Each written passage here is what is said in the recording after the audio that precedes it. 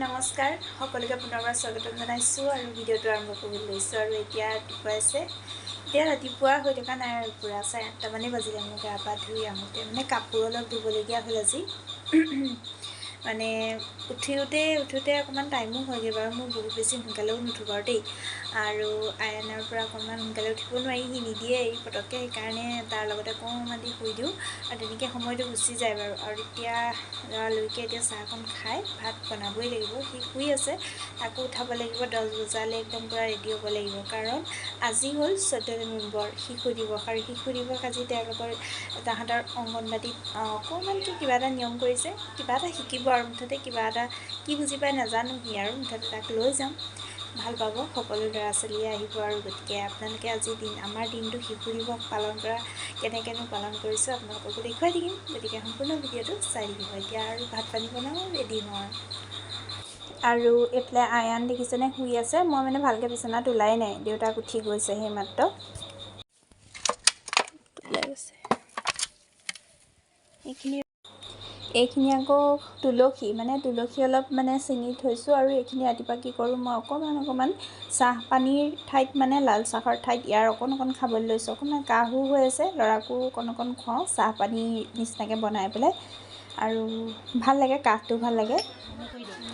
প্ৰায় 10-20 মানেই হ'লগৈ আহোঁতে ইমানেই বেছি লৰালৰি হৈছে এয়া নাহি লৰালৰিকৈ এয়া দেখিছেনে জৱাহৰলাল নেহৰুৰ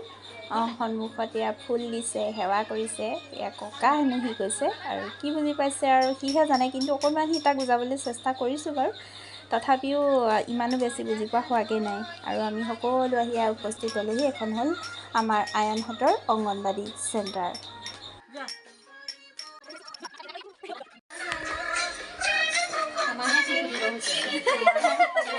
আমি শিশু হৈছোঁ আৰু ইয়াত দেখিছেনে আমি শিশুৰ লগত শিশু হৈছোঁহি আমি আৰু তাহাঁতক অকণমান আমিয়ে দেখাই দিছোঁ ডাঙৰ সকলোৱে দেখাই দিছোঁ গাৰ্জেনসকলে আৰু সিহঁতে কিন্তু অকণো ইমান বেছি নাচ গানত গুৰুত্বই দিয়া নাই ইয়াত দেখিছেনে থালিখন যে দেখি আছে ফুল দিছে সেৱা কৰিছে সেয়াই কৰি আছে আমাৰ আয়ান যে ওচৰৰ পৰা আঁতৰি নহাই হ'ল অকল ফুল দিছে সেৱা কৰিছে সেয়াই কৰি আছে আমি সিহঁতক আচলতে ইমান ইচ্ছাৰ বিৰুদ্ধে আচলতে জোৰ কৰিব নালাগে নহয় জানো শিশুৱে যি ধৰণে ভাল পায় সেই ধৰণে কৰিবলৈ দিব লাগে যিটো ভাল পায়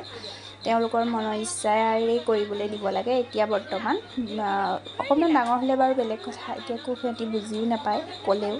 দেখিছেনে আইনে খুব ভাল পাইছে ইমান ভাল পাইছে সকলোৱে নাচি থকা দেখি গান গাই থকা দেখি শুনি আছে কিন্তু গুৰুত্ব হ'লে সিহঁতি নাচিবলৈ হ'লে ইচ্ছা কৰা নাই আৰু ইয়াকে কয় চাগে শৈশৱ নহয় জানো একদম মনৰ ইচ্ছাৰে নিশ্চিন্ত খেলিব পাৰে থাকিব পাৰে নিজৰ মনৰ ইচ্ছাৰে থাকিব পাৰে এয়াই হৈছে শৈশৱ বোলা বস্তুটো আচলতে আৰু ঘূৰাই পাব নোৱাৰি সিহঁতৰ সমানত চাগে আমিও তেনেকুৱাই আছিলোঁ অন্যমনস্ক সিহঁতৰ যিটো ভাল লাগে আচলতে এই বয়সত সেইটোৱেই কৰিব বিচাৰে আৰু শিশুক জোৰো কৰিব নালাগে মোৰ মতে দেই আইনে কিন্তু ঢোলটো তামাম বজাইছে বাকী মোবাইলত গান লগাই দিছে কিছুমানে নাচিছে আমি গান গাইছোঁ আৰু বাকী আৰু তেহেঁতৰ মতে চলি আছে আৰু আমিও এতিয়া গৰম চাহ বাকী আনিছে বাইদেউ এগৰাকীয়ে আৰু সেইগৰাকীয়ে আমি সকলোৱে মিলি খালোঁ খাই পেলাই শেষত এয়া জাতীয় সংগীত গাইছোঁ সকলোৱে সিহঁতকো সেয়া দেখুৱাইছোঁ আমিয়ে গাই দিছোঁ তাহাঁতি নাজানে বাৰু গাব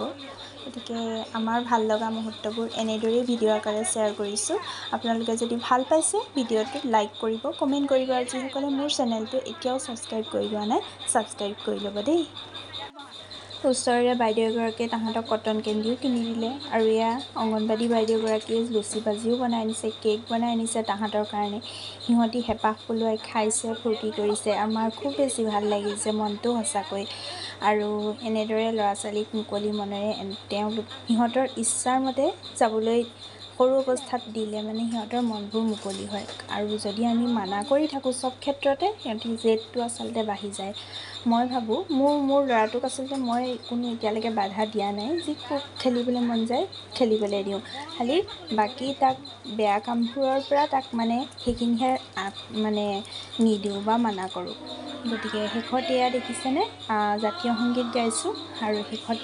তাহাঁতক থিয় কৰাইছে সিহঁতি গাব নাজানে অৱশ্যে মুঠতে সিহঁতক আমি গাই দিছোঁ সিহঁতি আৰু মুঠতে পজ দিছে গতিকে এনেকৈ শিকিব শুনি এদিন সিহঁতক জোৰ কৰিবও নালাগে সেয়াই আৰু মই সেইটোৱে ভাবোঁ আচলতে। আজিৰ ভিডিঅ'টো আপোনালোকৰ কেনেকুৱা লাগিছে জনাবলৈ নাপাহৰিব দেই। আৰু মোৰ কথাবোৰ আপোনালোকৰ আচলতে ভাল লাগিছেনে, যে এনেকৈয়ে কৰিব লাগে শিশুক, কেনেকুৱা ধৰণে কৰিব লাগে, আপোনালোকৰ মতামত মোক দিবচোন। শিশুসকলক কেনেধৰণে সৰুৰ পৰা গঢ় দিব লাগে, সেইখিনি আচলতে আমি মাকবোৰেই সজাগ হোৱা উচিত, নহয় জানো?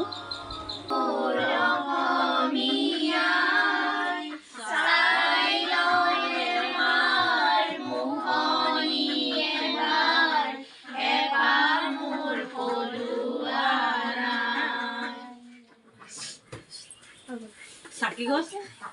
জ্বলি আছে।